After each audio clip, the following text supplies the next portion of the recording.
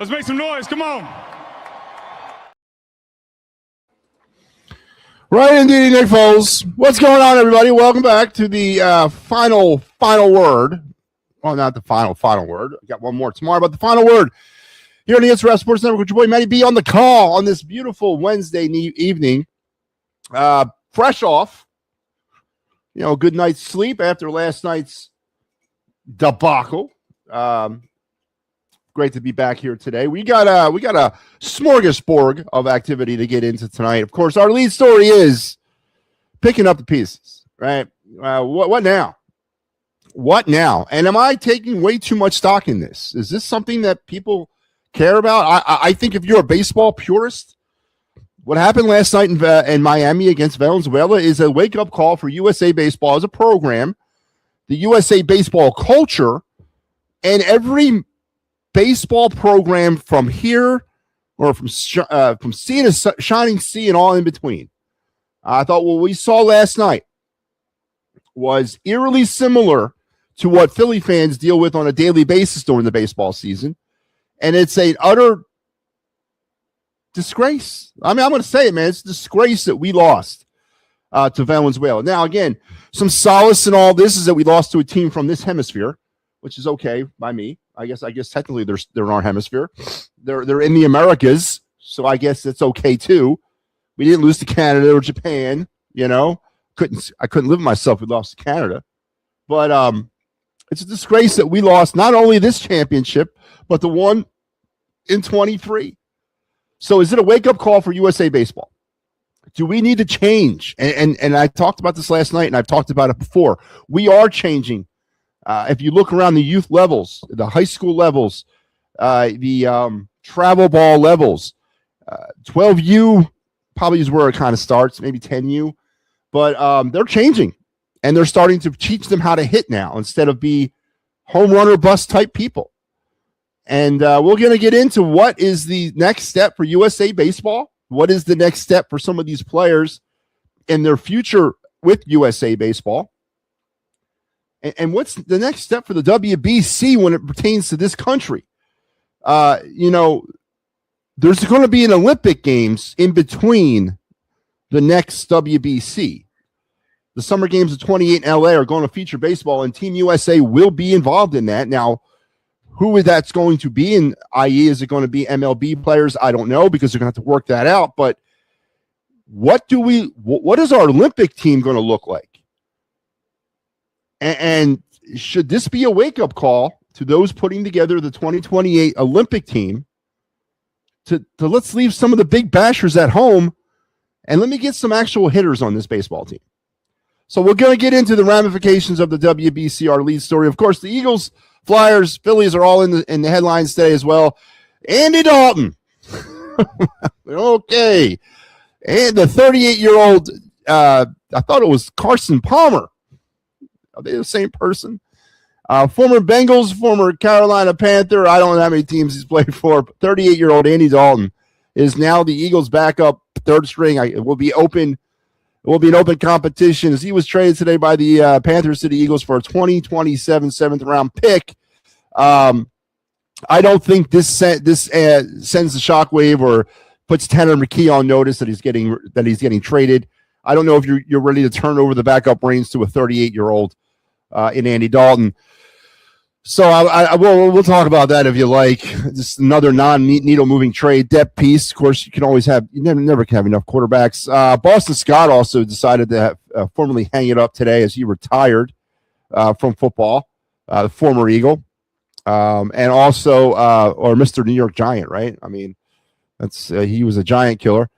And then, of course, the Hollywood Brown fallout. We didn't really get into that yesterday. The Eagles brought in Hollywood Brown. Again, I don't necessarily believe this has anything to do with A.J. Brown and his future with the team. I just think this is another depth piece. We needed a number 3 because we had to replace, Dotson. I don't think this has anything to do with anything. And then, of course, we'll get into some of that talk if you like. The Phillies, saving, I guess, the best for last. Andrew Painter left them all mouth open today. One of his best starts, if not the best start of the spring. He struck out 3, allowed 1 hit over 4 innings, no runs against the Braves.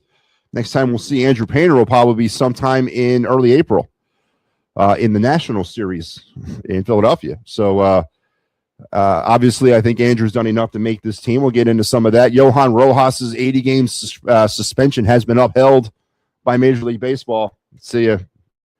Don't let the door hit you on the way out, man. Honestly, don't really care.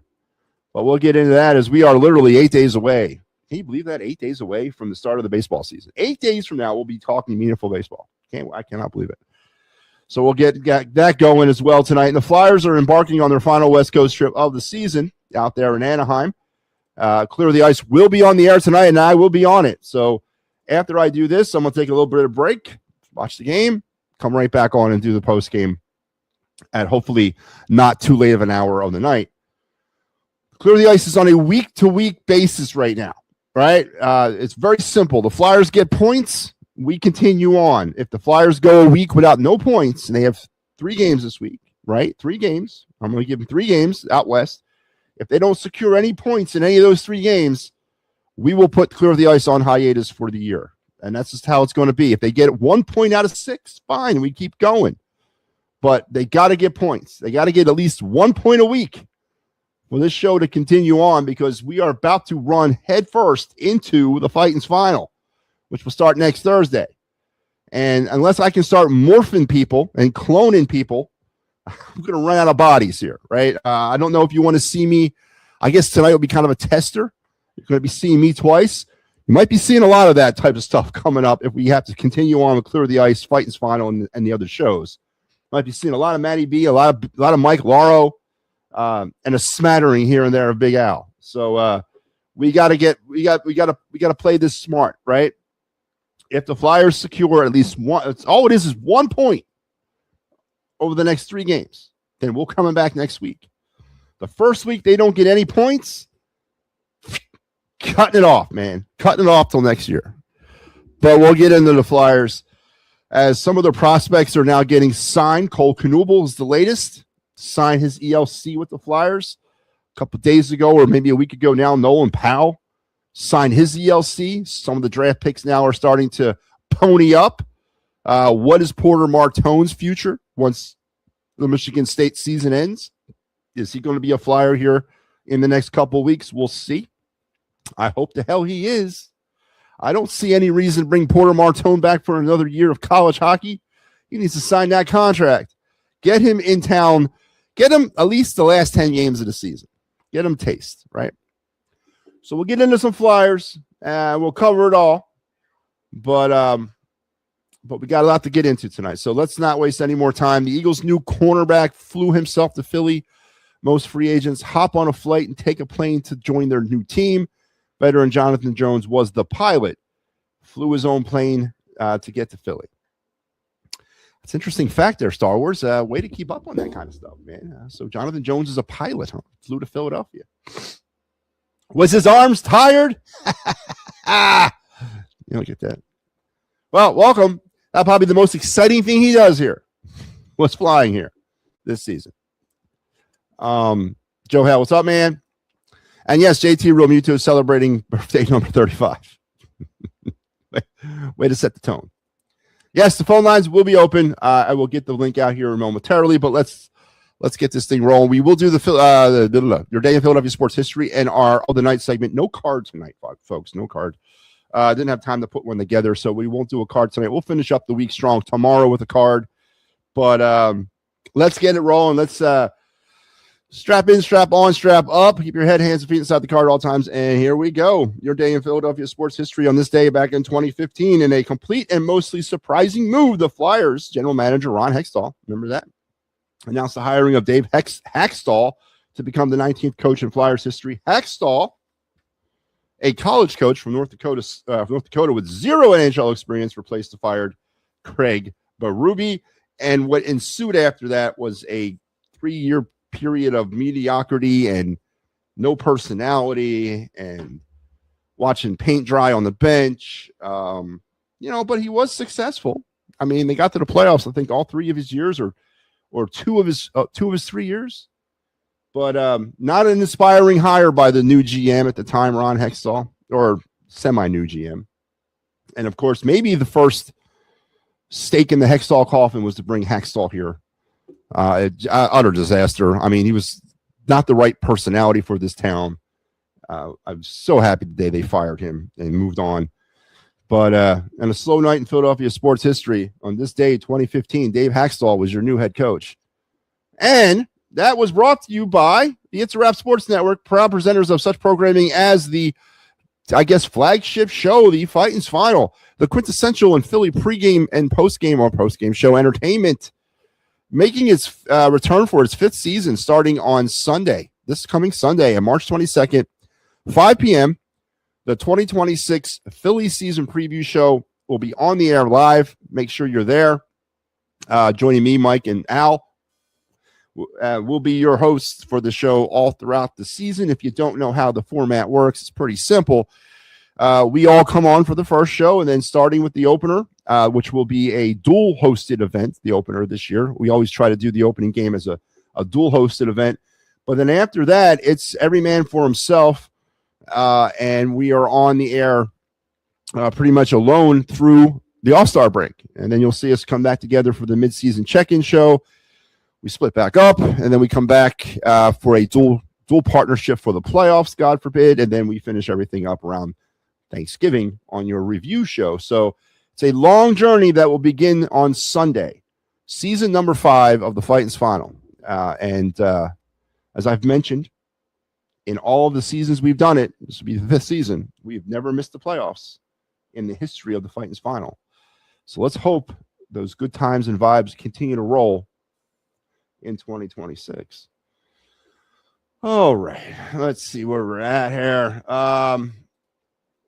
Phillies ace Zach Wheeler threw his 2nd live BP today. Good news, he's on track to join the Phillies rotation next month. That is what I'm hearing, Star Wars, is that there's a potential Zach Wheeler sighting in April. And I guess before we get into the meat and bones of our show, and it will be baseball centric tonight, as it should be, right? I mean, we are in baseball season. Where does everybody stand on the Zach Wheeler thing? I will honestly, when the news came out back in November about Zach Wheeler and not being available till late May, I think was the original timeline. He said May 28th. Back in November, I honestly was okay with that.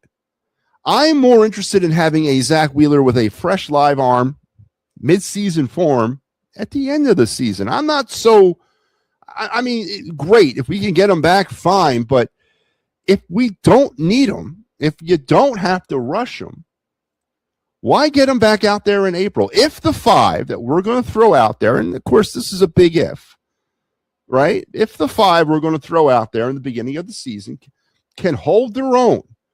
And let's remember what March and April baseball is in MattyB's world.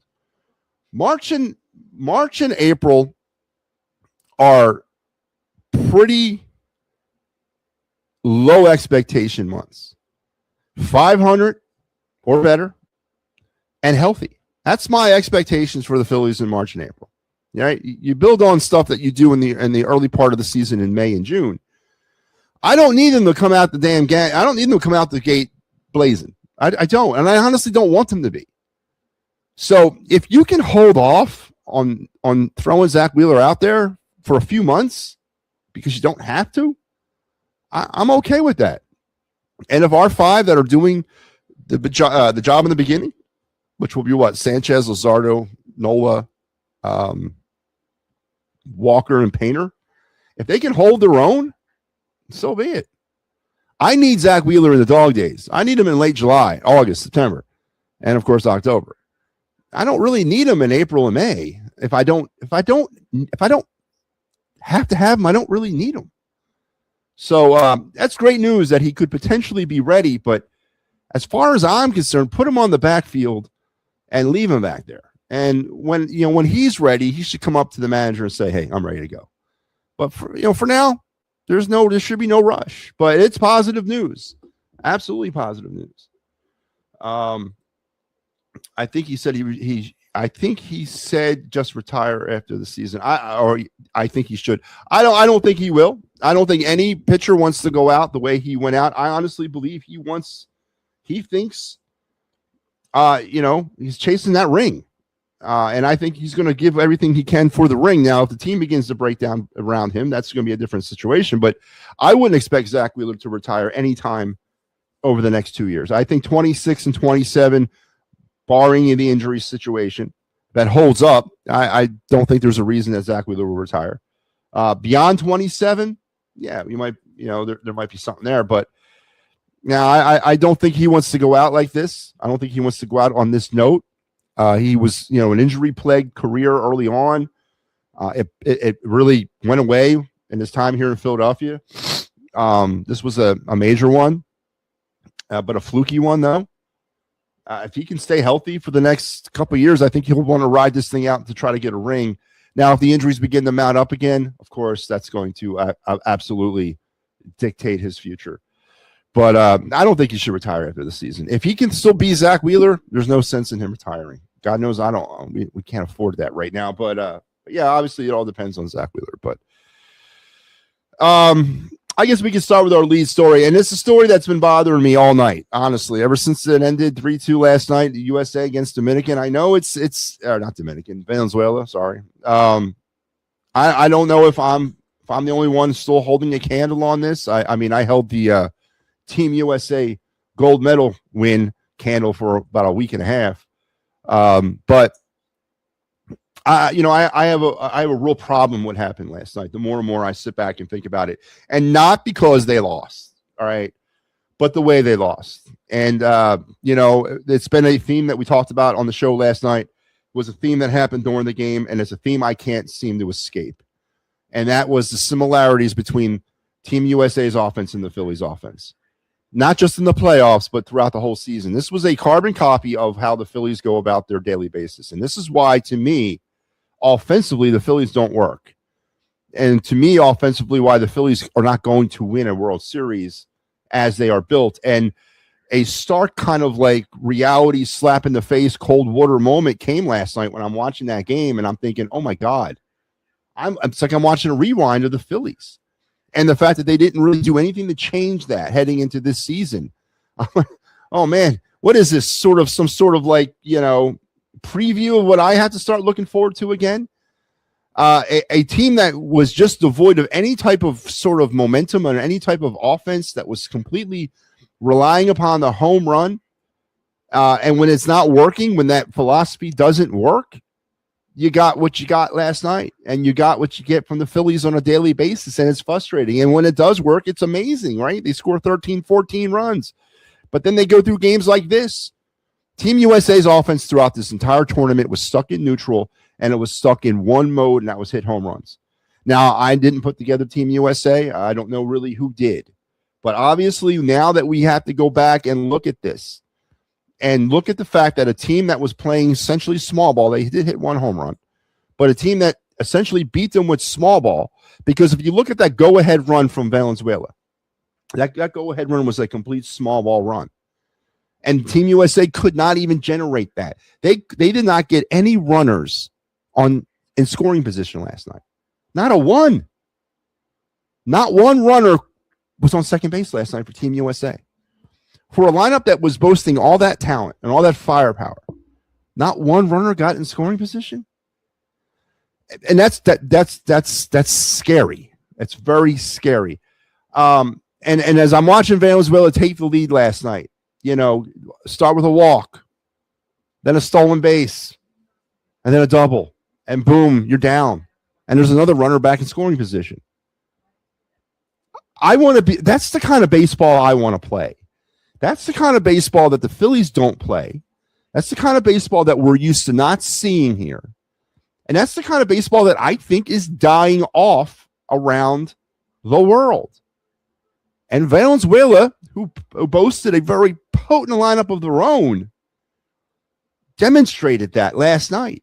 You can have all the home run hitters you want, but when they go for a combined, what was Schwarber and Judge, 0 for 7 with like 6 strikeouts? When you get them in that situation, there's nothing left there. There's no backup plan offensively. There was nothing in that lineup that they could use to generate any offense. because the lineup was so laden with these power hitters.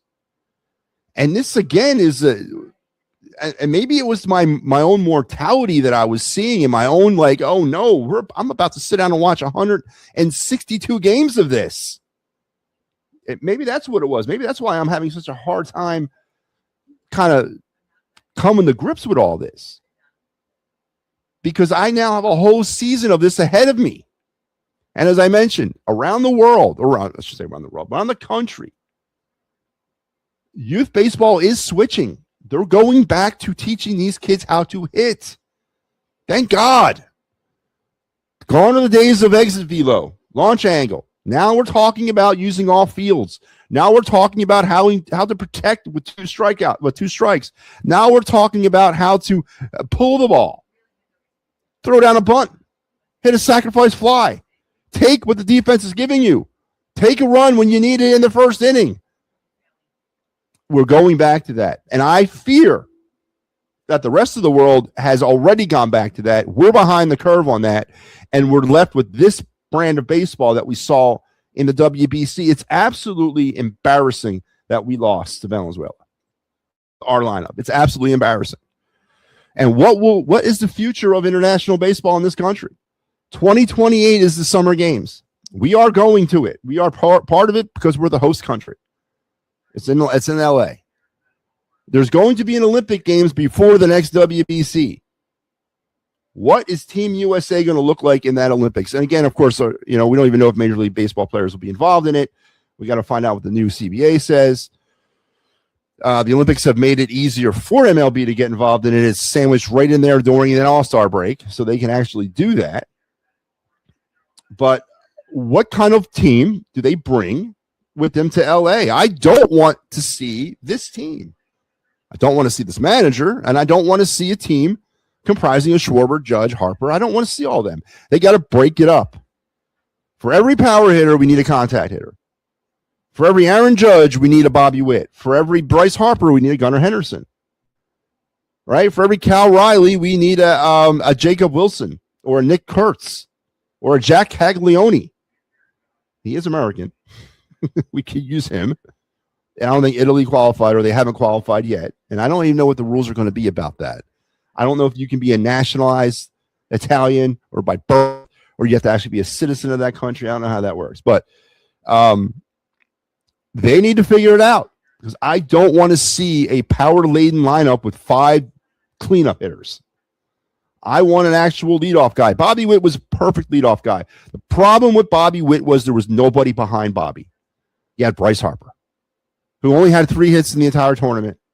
He's off the hook a little bit because he came up clutch last night, but he was absolutely a ghost throughout the whole tournament. There was nothing atop of that lineup that kept things moving along. There needs to be a powerful 1 and 2 hitter, a contact hitters at the top of that damn lineup. And then you can start loading up the Bryce Harpers and the Kyle Schwarbers and the Aaron Judge at 3, 4, and 5. But the lineup was so misbuilt, so unstructured. Yeah, yes, things that we talk about all the time about the Phillies. And this is what you got. So I need to see more. The pitching, does Andrew Painter find his way into future WBCs? Is this the start of maybe a little bit of revolution of the pitching staff? Obviously, Paul Skeens will be the anchor. Skubal, have we forgiven him for that little disgrace, little selfish act of not wanting to jeopardize his contract year, so he left Team USA? I don't know if I've forgiven him on that one. Are we far away? No. But we need to catch up with the rest of the world's philosophy when it comes to hitting these days. It's not spray and praying anymore. It's not loading up for the home run and then saying, okay, I can accept my 3 and 4 hitters going 0 for 7 or 0 for 6 or 0 for 7 with 6 strikeouts. No, those days are over, man. We need people to make contact with the ball. So I'm still having a real hard time processing this loss. So that is obviously our main story. The phone lines are open. If you guys want to get involved in the conversation, we can talk that. Bring up anything that's going on with the Eagles, Flyers, or Phillies as well. But the main part of our conversation, our top story tonight, picking up the pieces of the loss between USA and Venezuela, and how and what the future of USA baseball might be in this country. And again, Mark DeRosa, another interesting point of this is, do we invest our future of our international baseball program to a former manager, coach, player, current analyst, or do we get somebody that's in the game right now, somebody that's actively involved in the game? I know that DeRosa was last night, his lineup decisions were a little, for as much as I was not against it, and as much as Cal Riley had a terrible tournament, he didn't have any hits. He was 0-for in this tournament. I still think you go with him over Will Smith. But you're never going to sell me on why the hell Buxton started in lieu of PCA. I don't know why Pete Crow Armstrong, who was probably your most consistent hitter, sat and they put Buxton in this. I don't get that at all. So the lineup decision last night was a little questionable, especially for the championship game. So what is the future when it comes to the manager and all that? So I'm having a hard time with it, man. I'm having a hard time. Let's go to the phones. Joe Hale's standing by. Joe, how you doing? I'm doing great. I just want to reiterate what you just said. MLB Network interviewed Mark DeRosa today because he works for there, and said he's not going to manage the next time they come. He said he was 2 and done. Yeah, are you upset about that? I'm okay with that. I think so am I. I think we need somebody in the game, right, Joe? You need somebody actively in the game right now, right? An active manager, an active coach. He heard from sources and rumors that the Olympics are going to be involved with MLB players, but they're going to take out the All-Star game next year. Yeah. And I'm okay with that. Well, it would be in 2028, not next year. Here. What's that? Right? 2028. Okay. So, but yeah, no, the NHL does it. They took their All-Star break out for the Olympics. So, and the way the Olympics set it up, it's right there, literally right there in that All-Star break window. That's when the baseball event will happen. I have no doubt that it will involve major league players, and I think it'd be amazing, absolutely 100% amazing. I may actually go to LA for the tournament. I think it would be great to see. But Joe, what type of team do you want to see go to Los Angeles? Do you want to see a team that has Bryce Harper batting second, Kyle Schwarber or Aaron Judge batting third, Kyle Schwarber batting fourth? No, you mix and match with the team. What do you mean? You have a contact hitter number 1. I wouldn't do a power hitter number 2. I would put a speeder at number 2. Mix and match. So structure the lineup a little bit more traditional, right? Yeah. Contact up top, power in the middle, contact in the back end, and then speed at the end, right? Kind of like a Justin Crawford. Would be nice, wouldn't it be? Yeah, there's going to be some players that are going to be in play as well that are not in play right now because we don't know them yet, but there's going to be the Connor Griffins of the world, the Justin Crawfords, the Andrew Painters of the world, Aiden Millers of the world. They may be making some noise to be part of future international events. My point, though, is this, Joe, and I'm not going to lay this at the feet of Harper, Schwarber, and Judge. I'm not. I really am not. But Judge, they all came up. They all came up small. Harper's off the hook a bit because he came up clutch last night. But Schwarber and Judge were a combined 0 for 7 last night with 6 strikeouts. You can't have that in the middle of your lineup. Pitiful. Yeah. So, in the manager's world, you know who would be perfect if he wants to do it? Mr. Bruce Bochy. Wow, absolutely. Because that'd be a great guy, great candidate. Absolutely. Or Mike Scioscia. Yeah. Somebody in the game right now. It's got a little bit of a championship resume. I don't want a Terry Francona. Well, Terry Francona now, but not like a Terry Francona first-year manager guy. I don't want somebody like that. I want somebody with a little bit of resume, who's been in the big game, who's won the big games, who knows how to manage these guys now in this era of baseball.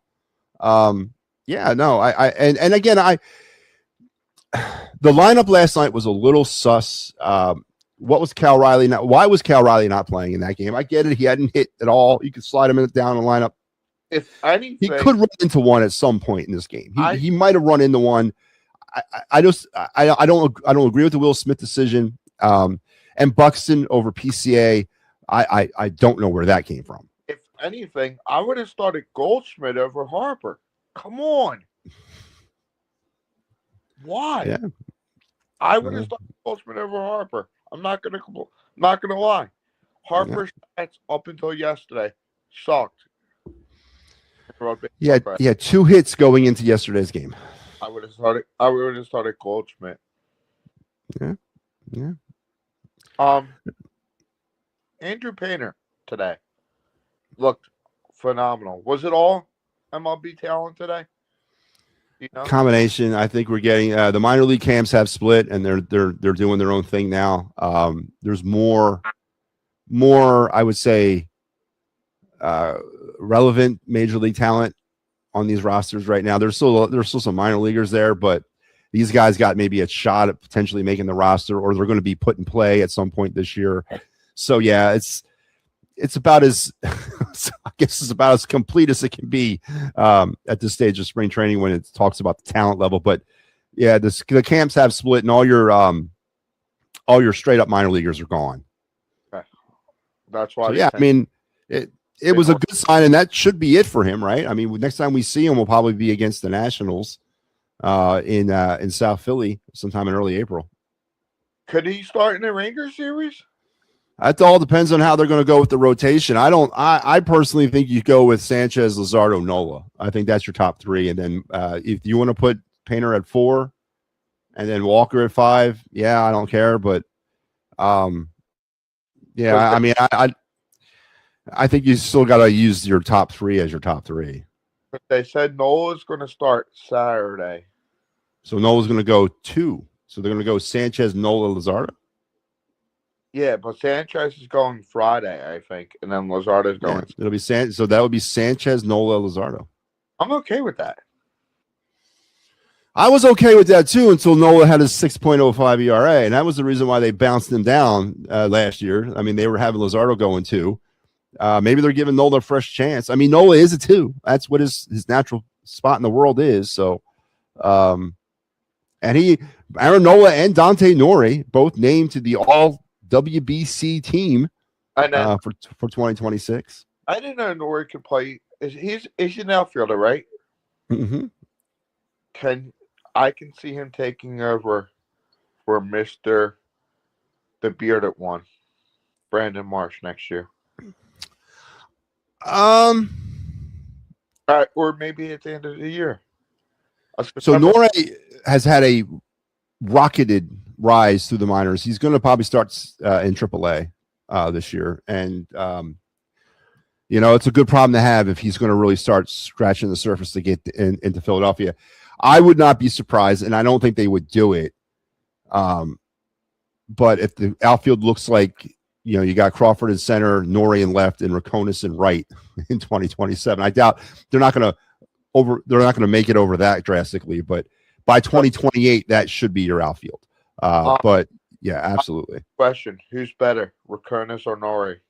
Well, right now, Rakonis has been up at AAA. Now this will be his 3rd year in AAA. He didn't play all spring training. Yeah, I saw him I only saw him a handful of times in Phillies games. Yeah, like 4 because he got. Yeah, hurt he again. was, and then Miller's been hurt. Yeah, they shut down Miller for spring training already. Uh-oh. What about Andy Dalton? Does that move the needle for you, Joe? No. Well, yes. I can tell you why, yes. I think Tanner McKee's traded. Joe, so you're going to turn over the backup duties to a 38-year-old man? Yes. Experienced 38-year-old. Listen. Unless. I'm not saying you're wrong. Okay. Hey, I'm not done yet.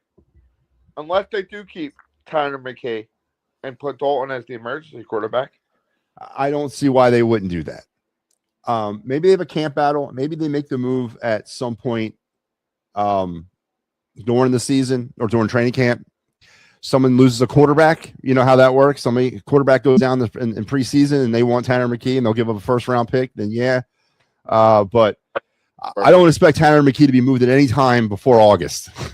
Okay, if they're going to move him, and if there isn't a need to move him, if there's not a first-round pick involved in trying to get the quarterback for a team that thinks they already had that quarterback and they're going to get Tanner McKee, a la Sam Bradford, that kind of thing, I would imagine that they go to the season with the 3 quarterbacks being the way they are. Part of me, so the last game before a regular season, part of me is why they picked him up, Andy Dalton, is look at Tanner McKee's struggle.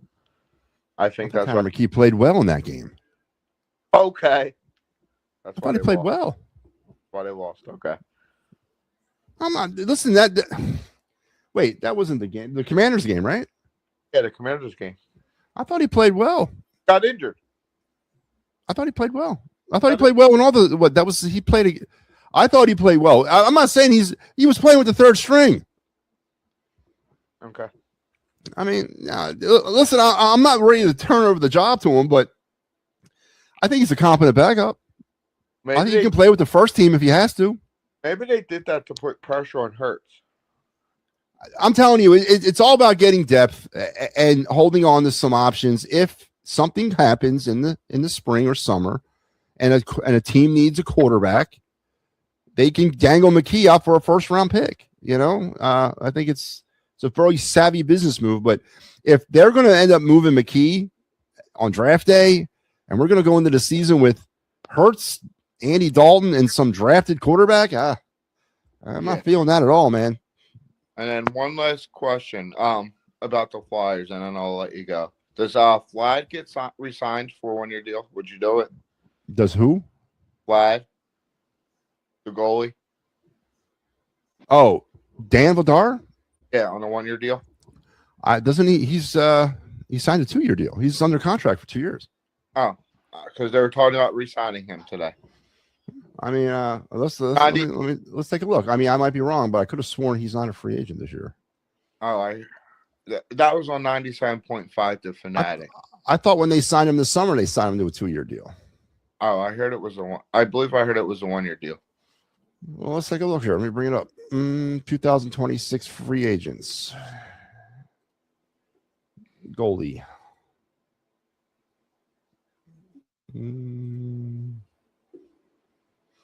No, he's not on the list. Okay. Urson's on the list. Yeah. So does he become your backup and they let Urson go? Yes. You know, Bobrovsky's a free agent, right? Is he really? Yeah. Would you bring him back and put him down minor? 2-year deal. 2-year deal. On a minor league? Okay. Sergei Bobrovsky? No, I'd bring him back. Not on a minor league deal. I'd bring him back. I'd sign him to I'd pay him his $10 million AAV, and I'd bring him back on a 2-year deal. But you got the young guys that you drafted. I got Bjornsson down there in the minors, and I got Igor Zaradin in the KHL. Yes, I get that. But if I can get a couple years of a Sergei Bobrovsky and then kind of stabilize that starting position and give those guys ample time to really develop down in the minors, I'm going to take it. I doubt the Flyers are going to go that direction, but that would satisfy my goaltending problem for at least 2 years, and then we can look at another way with the young kids after that. So Flyers are going to have over $41 million of cap room this summer. The fourth most in the league. They can make a move like that if they can. They want. Calling it now. The Flyers win tonight. They get your point that you want.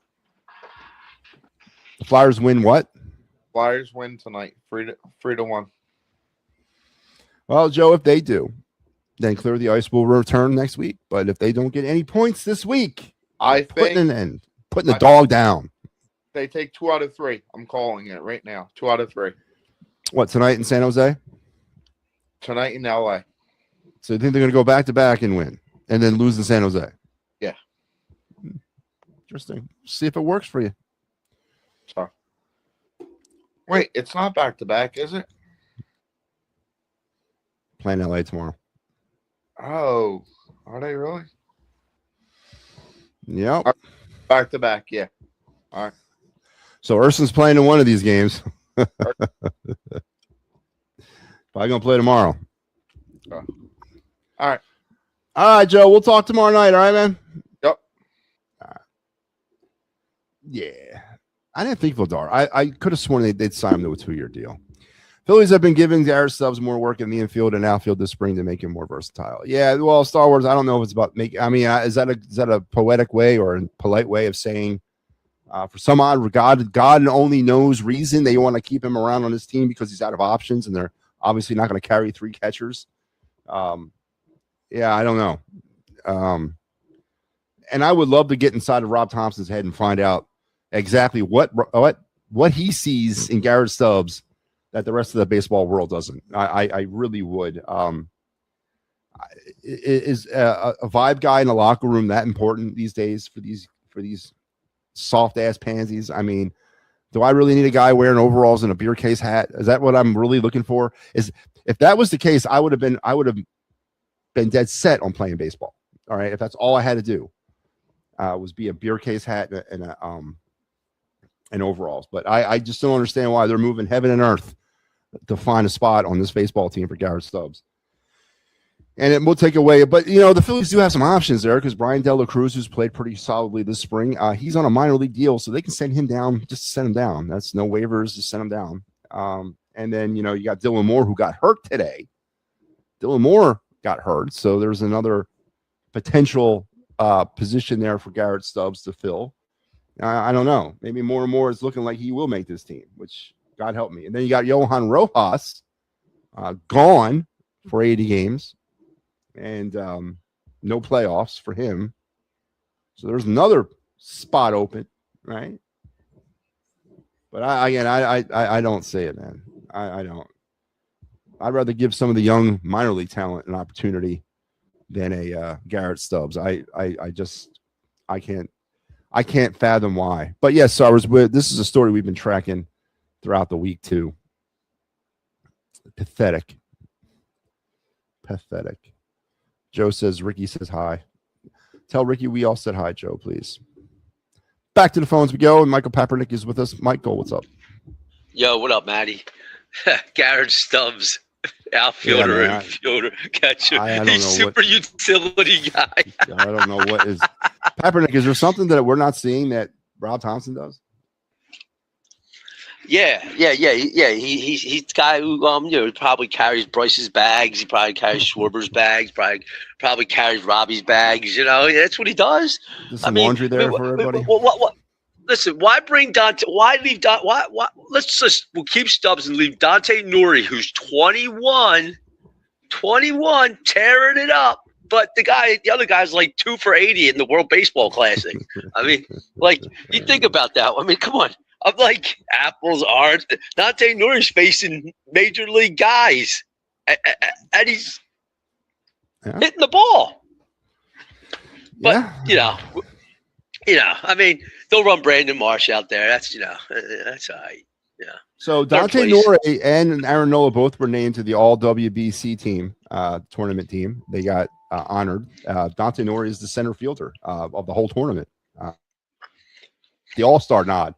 And he will probably go back to AAA because, listen, not for nothing, though, Papernick. I mean, Nori's been a lot of people didn't know about up to this season. I obviously was keeping an eye on him because he was flying through the minors. I mean, flying through.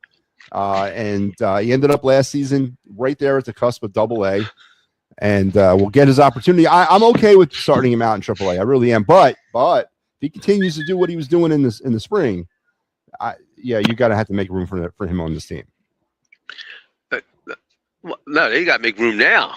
I mean, now? I mean, I guarantee if he was with the Braves, I'm telling you, that kid would be up. What? Dave Dombrowski is still trying to justify the Brandon Marsh trade. Oh yeah, no. Oh. Listen, don't get me started on that. I mean, this is the first Logan Hoppy reference of the season there, Papernick. I appreciate you waiting this long to do it. But no, you're absolutely right. He's justifying what he gave up in that lopsided ass trade. I 100% agree with you. I mean, at the time, I didn't know much about Logan Hoppy. You know what I mean? I didn't know much about Brandon Marsh. I just knew we needed a center fielder. So, at the time I thought maybe it might be one of them deals that work out for both teams. Brandon Marsh isn't a starter. He's a platoon guy. Rincones or Nuri should be the left fielder. But Marsh should not be out there at all. But, what do we know? And then, you said you wanted to get Robbie's head. Well, is that a place I don't want to go to? I mean, look. I mean, you might just see two little spitballs flying around up there. That's about it. There ain't much more. I mean, or that little duck thing that just keeps going up and down into the water. yeah. And just remember, look, we gotta treat Robbie with a lot of respect. He's in the Canadian Hall of Fame. That is, top notch. So yeah. I think you should do that on your show. Robbie wasn't in the Canadian dugout in the WBC. I mean, I was actually surprised not to see him there. They're smart. Cat is real smart. They're like, listen, I think you should do a show just dedicated to Robbie and the Canadian Hall of Fame and give him his just due. Yeah, I think you should do a Rob Thompson. Maybe I'll do that. Maybe when they fire him in season, I'll do that. Now, I'll tell you. Did you see the Jalen Waddle trade? First and a fourth, right? No, it was a first. Dude, that was 3 picks went to Denver. Went to really? I saw first Miami. and a fourth. No, it was a first, something else, and something else. I think it was 3 of them. If I'm right, it's 3. First, second, and a fourth. It was something like that. But here's the deal: AJ Brown's numbers, if you put him, is better than Waddle's. Waddle, he's salivating. He's going to, whether AJ gets traded this year or next year, he's going to get something for him. I'm just telling you that he is. I mean, I agree. And listen, I think he still gets traded post June 1st. I don't think he'll get traded before that, but he will not. He will not be an Eagle in 26. I firmly believe that. Well, I look at it like this: if Howie's come out and said if he don't get what he wants, he's not going to trade him. I'm not giving away after he just saw what Waddle got. I'm not giving away for a bag of beans. I ain't giving. Somebody gives me 3. Somebody gives me 2 second-round picks and a fight. No. You're going to give me look. Go to the Rams. They got 2 first-round picks. The teams that got 2 first-round picks that are playoff bound, that could be playoff bound, go to them. But I don't want to give them. I wouldn't trade them to the Rams. I mean, I'm just saying I'm using an example. You got to find that team that has the 2 first-round picks. Cleveland does now. He probably wouldn't want to go to Cleveland, but I mean that. I hate to say it. I mean, you put him in Cleveland, with that good defense. I mean, I know should do whoever the quarterback's going to be, but I mean, well, we've talked about this on the show. I think that the teams that are going to pony up the most for him are those teams that are in the window right now: the Buffaloes, the Denvers, the New Englands, the teams that believe that they're right at the cusp. And they think they just need that one player to put him over the edge. And I'm telling you, I do not know why Buffalo is not making major noise in trying to acquire A.J. Brown. I really don't understand that. Okay. One, they got to work. They got to get that defense. 2, I don't think they want to give up assets. It's their Eagles are they know that. They know what the Eagles are asking now because the Waddle trade. New England ain't going to do it. They just signed Romeo, whatever his name is, Dobbs. Like 90, $80 million. So they're not going to do that. They can't. You know what I'm saying? I think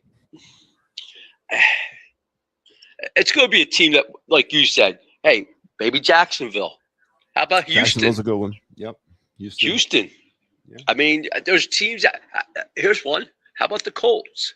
What about Kansas City?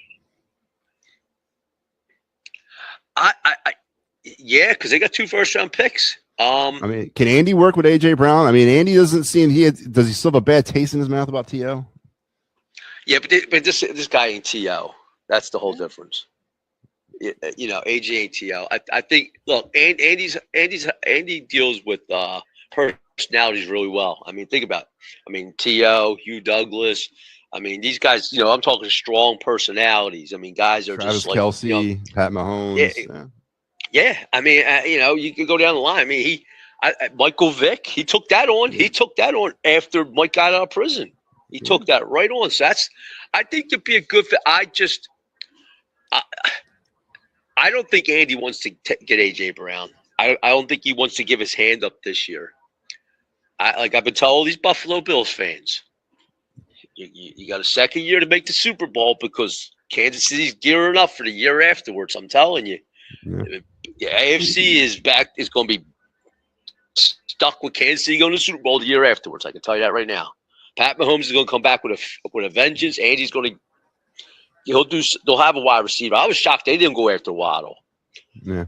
I just think, in my opinion, I think Andy's being smart. He's going to try to build up a little bit, maybe some of the defense. He got rid of both his starters on the D-backs, and he'll probably draft a wide receiver.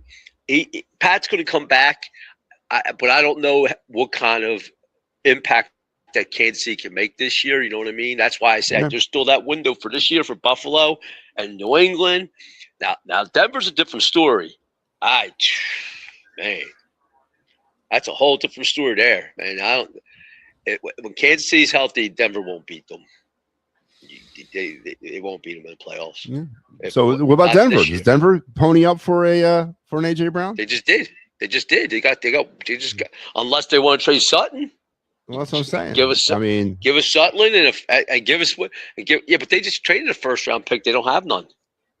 Yeah, now does it concern you that some of these teams that are trading, for example, the Waddle thing, does that concern you that they couldn't swing a deal with the Eagles for AJ Brown with a similar package? Are teams maybe staying away from AJ Brown? Doesn't Howie want a player involved in that too? That's what it is. It's probably the hang up. He probably does. He probably does because he wants to replace the wide receiver as well. He probably does. There's a lot of the Eagles got some. I mean, they have one starting safety. I mean, the defensive back. We got Andy Dalton. We got Andy Dalton. Well, you know what? I think they brought Andy here. To be honest with you, I think to be the next quarterback coach. No. Yeah. To be the coach, to be basically the coach for Jalen, to help Jalen, whatever's going on. I mean, because Joe said something, or you said it. Andy could be the emergency Tanner number 2, and he's just the de facto coach. Yeah. That's all. I mean, he's seen it all. He's been there. You know what I mean? He's been through a lot of it. I mean. I don't think this trade is any way indicative of Tanner McKee getting traded. I don't think it has nothing to do with that. That could happen. I mean, unless something happens, like I said, in preseason where somebody gets hurt and they need a starter. Yeah, but so you're telling me draft day, somebody offers you a second round pick for him, you're not taking it? For Tanner McKee, yeah, of course I'll take that. But there you go. That's what I'm getting at. Yeah, if somebody ponies up, I don't think anybody's going to pony up. Listen, the only team that's going to pony up a first round pick is Minnesota, because between the Herschel Walker trade and the Sam Bradford trade, they're bumbling fools. What they did, sending all them picks. So didn't they sign Kyler Murray? Yeah, they signed Kyle Murray. They love Carson Wentz as the backup. So is McCarthy out? I mean, are they done with him? They give up on that kid after 1 year? I think it's going to be a quarterback competition. I think it's a shame for all these quarterbacks that are young. Yeah, but they go through. Sam Darnold. Look at where Sam started. Look where Baker Mayfield started. And I crapped all over Baker Mayfield. I always said his ego was better than his game. But he maybe he crow. I mean, he figured it out. Sometimes it happens. Ryan Tannehill sucked in Miami. He figured it out in Tennessee. These guys, look. I mean, these guys just. It's a shame they don't get 2 years, 3 years to sit behind. That's what made Aaron Rodgers so good. Think about that. He didn't have to go win because he had Brett Favre for 3 years there? Whatever it was he sat. A first-round pick sat for 3 years? Joe Montana and Steve Young. The best move this offseason is Justin Fields getting with Andy Reid. Yeah, it might be a good move. Whether he plays or not, it's just Andy, Kyle Shanahan, and the former Temple head coach, Bruce Arians. To me, they're all quarterback whisperers. They work with quarterbacks really well, and I think whether Justin could revive his career, whether he has a decent, he can, you know what I'm saying? I mean, that's what Andy does. You got to do better than Gardner Minshew. Minshew signed somewhere else anyway. He's not there. Yeah. I forget where he signed. Oh, Arizona. Gardner's smart. Let me tell you something. Gardner's smart. He's the new Ryan. He's the new Ryan. Fitzpatrick. Fitzpatrick. Yeah. Why not? Look, if you can make $5 million a year, $5 million, $6 million, and you play 20 years in the NFL.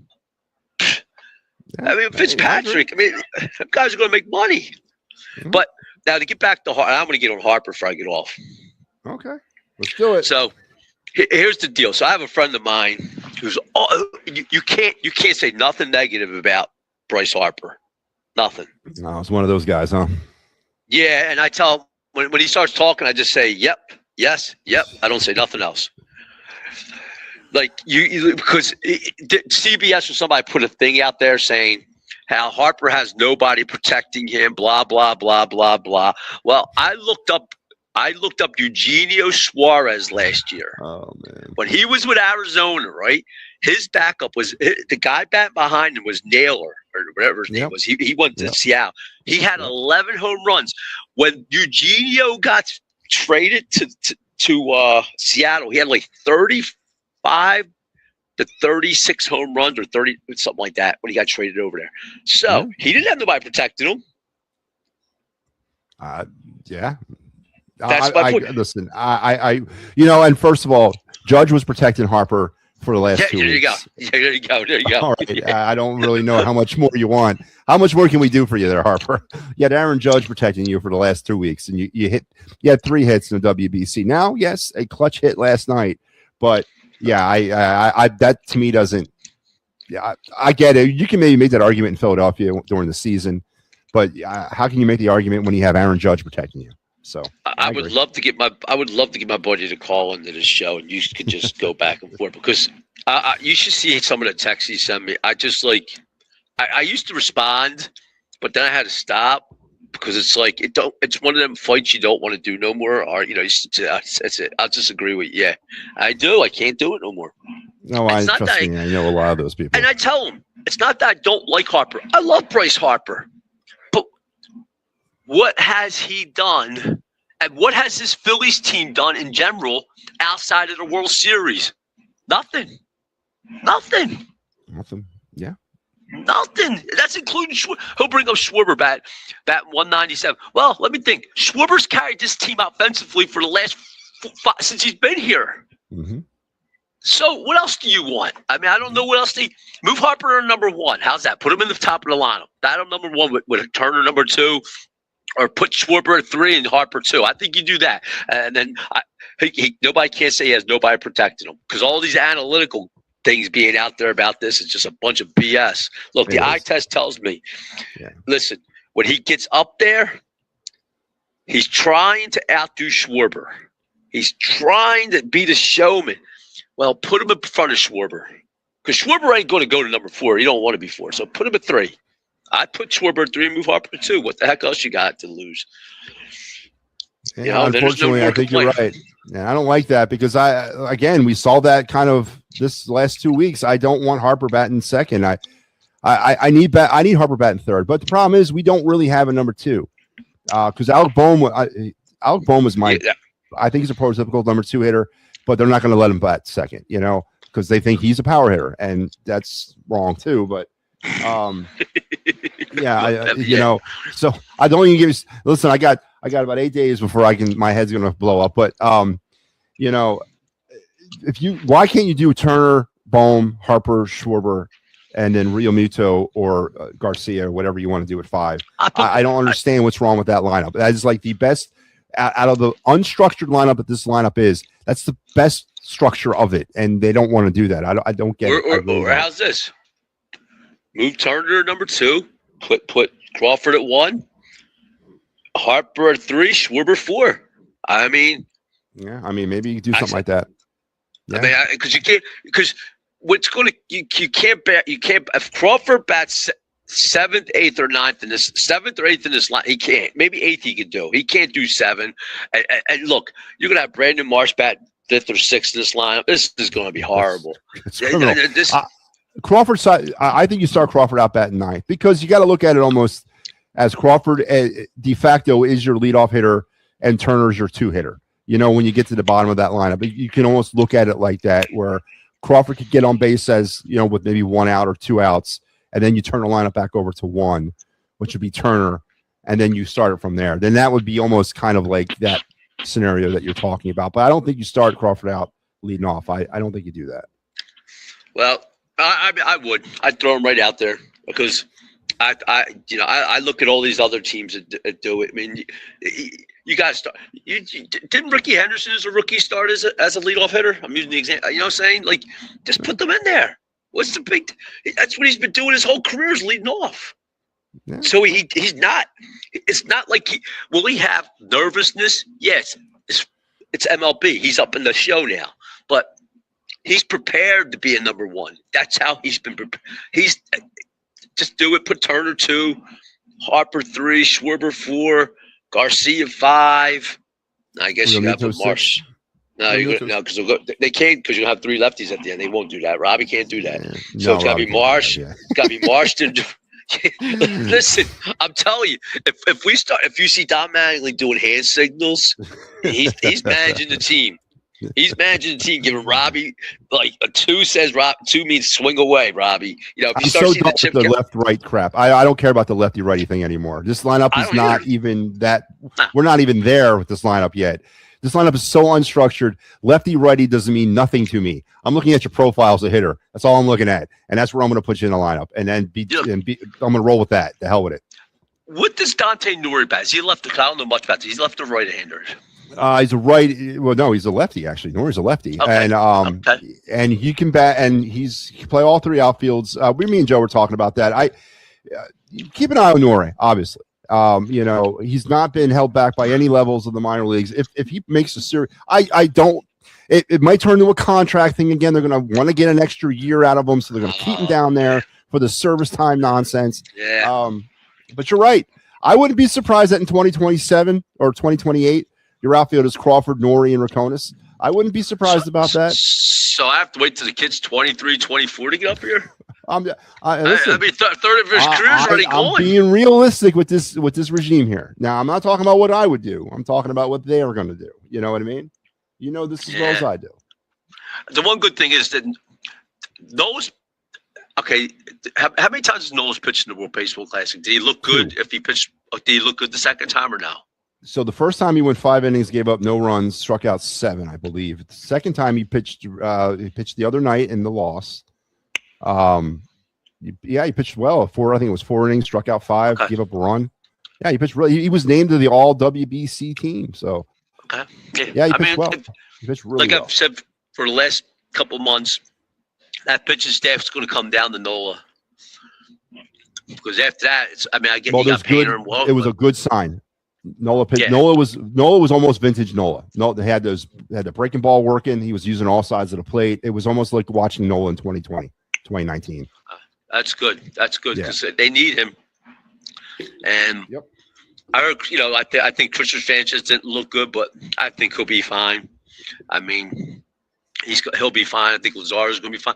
All right. Well, maybe I'll have to. Hopefully, Nola works out. Well, Matty, I'm going to let you go. You have a good night. I'll try to get on tomorrow if I can. Please do. Yeah, I'm at work, so. Well, I'm here, Papernick. I'm working hard. I'm working hard, Me, I mean, yeah. All right, man. We'll talk tomorrow. Man, Papernick. So I'm talking about. I'm calling in while on the job, man. Big Al checks in. I was hoping the Italians were going to the championship. Love watching them. Yeah, well, unfortunately, the Italian Americans. Let's call them what they are, by the way. Let's call the Italian team the Italian American team. I think we need to start there, right? I mean, was there any other than Samuel Algareri, who would be a Phillies prospect? Yeah, was there anybody else born in Italy on that team? So I think we should call them what they were, the Italian American team. And I don't think that's being disrespectful. I don't really think the Italian national team is quite the quality. I don't know if Jack Caglione is running around down there in Palmero, right? I don't know if the Aaron Nola family is still existing somewhere in the Tuscan Valley. I don't think that's happening. But let's call them what they were, the Italian American team. All right, and that's okay, right? Because if Poland ever fielded a baseball team, I could potentially play for them, which I don't know if that's a testament to the Polish American heritage. It's the way it is, right? I could coach for them. I could be there. I could keep the book in the dugout, maybe. But let's call them what they were, the Italian American team.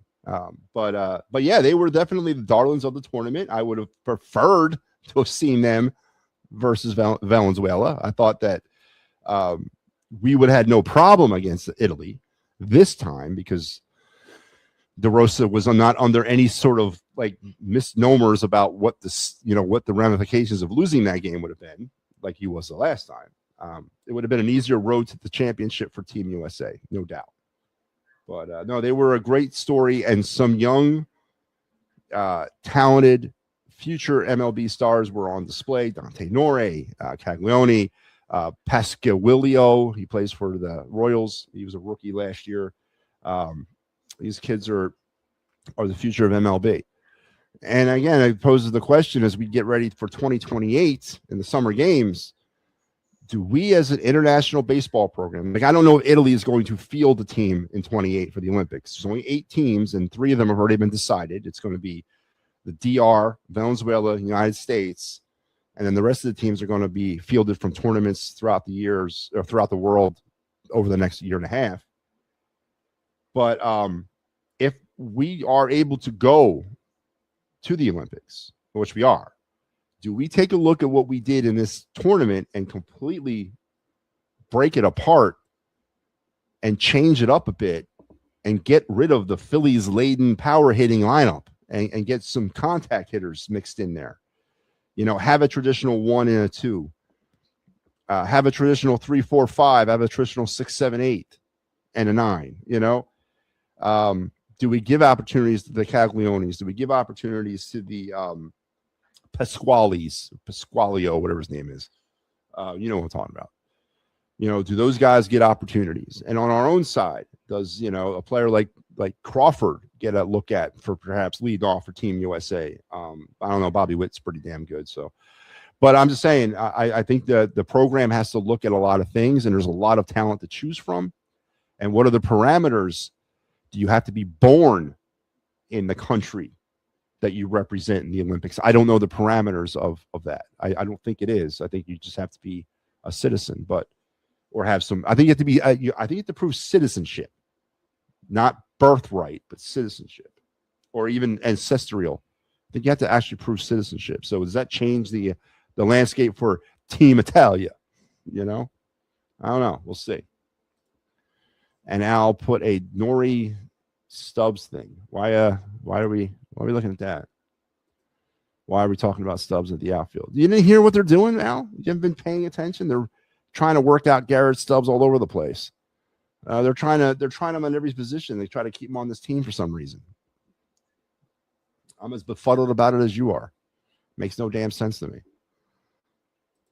What a few weeks for Eagles punter Braden Mann. He signed a new 4-year contract extension. Yep. And he and his wife Kylie just became parents. Check out Star Wars all up in the Braden Mann family's business. Congratulations, Braden Mann. And Joe says Dante Nori got sent down today. He did. Minor league camp is in full swing right now, so they're all back there.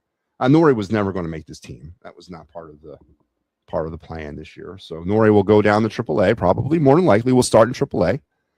And he'll be another face of the see down there, right? I mean, when Aiden Miller gets back, you can go down to Allentown and see Dante Nori and Aiden Miller play. Yeah. Replacing the Crawford Painter spectacle. So, all right, we're about hour 10 in. Let's pause for the cause here and remind everybody that really following tonight, because we have a hockey game that probably just started out in Anaheim, we will be back later on this evening. I will be here for the Flyers-Ducks postgame immediately following the end of the Flyers game. Make sure you guys are coming back. Tomorrow night it'll be Mike Laro, and then on Saturday it'll be Mike Laro as well. So that's our Clear the Ice schedule for the rest of the weekend starting tonight. And remember the Clear the Ice procedure here. The Flyers post-game show will remain on this network on a week-to-week basis based on the point totals of the Flyers throughout that week. So very baseline. All the Flyers got to do is get a point in the next 3 games, and we're back next week. If they fail to capture a point, we are not coming back next week. I'm shutting the show down because we are about to hit that that magical time of the sports calendar in April, where yes, it would be great to have this problem to have to be able to maneuver between the Flyers and Phillies post game shows. I would love to have that problem, and we do it in October to the best of our abilities. But in October, it's not every day, right? In October, it's every other day. Got a couple days off between series, blah blah blah. So in April, it's that rarest of times when you have the potential of having Phillies baseball every day and mixing in with a Flyers playoff run and then the playoffs. And again, it's a good problem to have, but right now it doesn't look like we're about to have that problem again. And at some point, I got to make the executive decision to send all of our efforts and assets towards the Phillies. And we're at that stage of the season for the Flyers. Now, I believe the Flyers have about a 3.5% chance of making the playoffs right now. And they have about a 1.4% chance of getting the first overall draft pick. So I need those numbers to switch. But we'll keep going. We will. As long as the Flyers let me. So let's get into the of the night segment and let's wrap this show up so I can take a break before having to come back.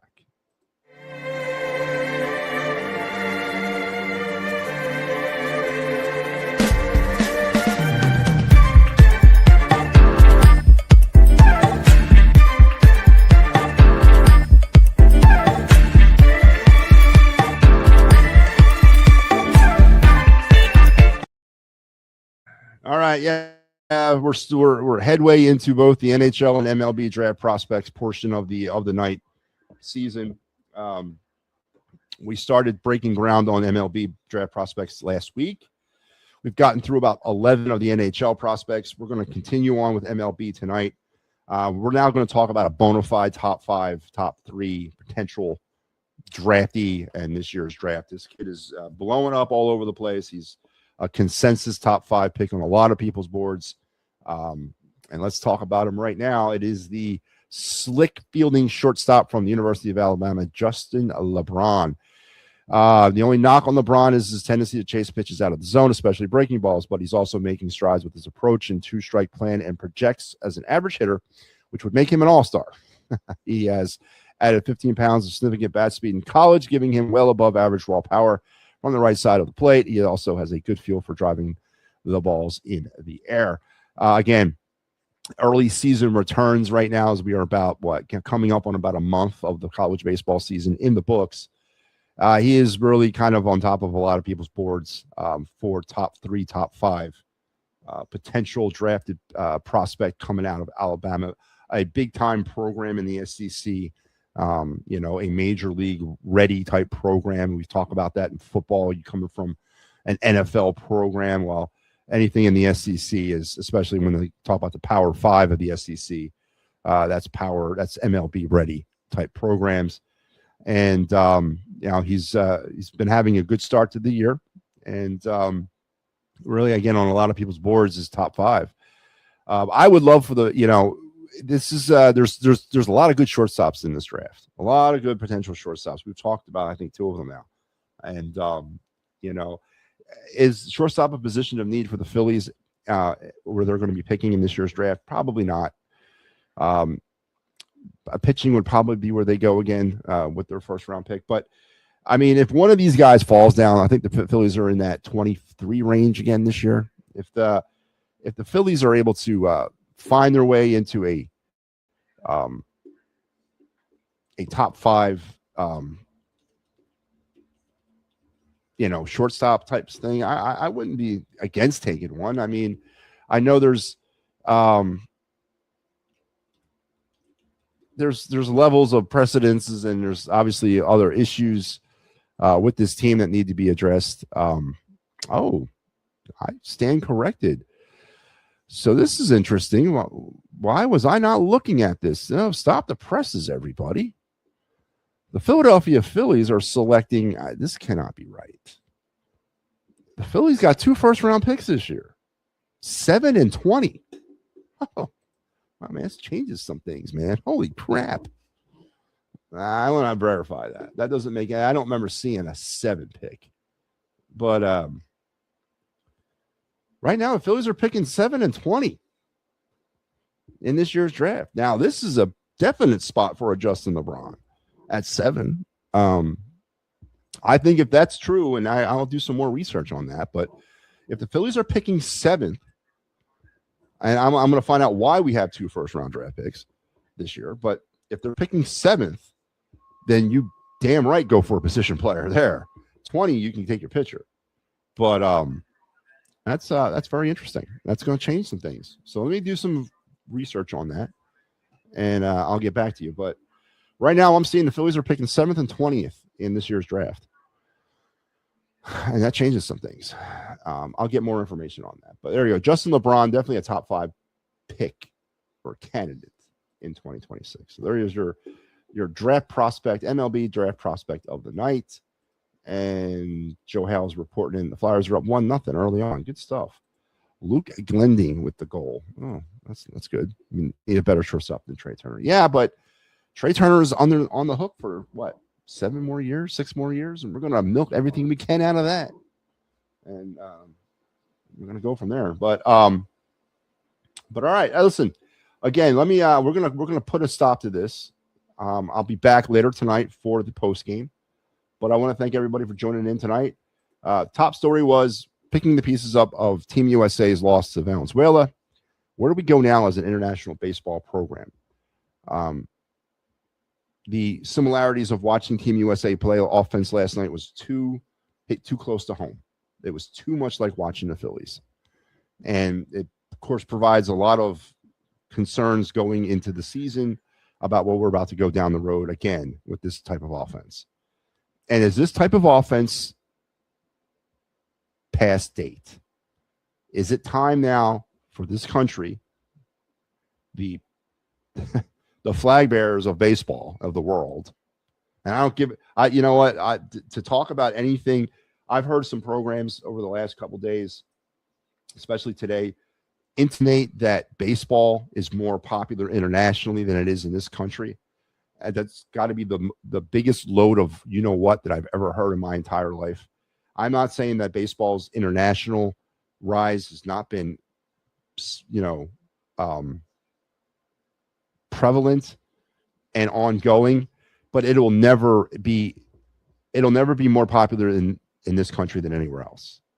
And baseball's alive and well in this nation. So people who make those types of statements continue to show their ignorance when it comes to the sport.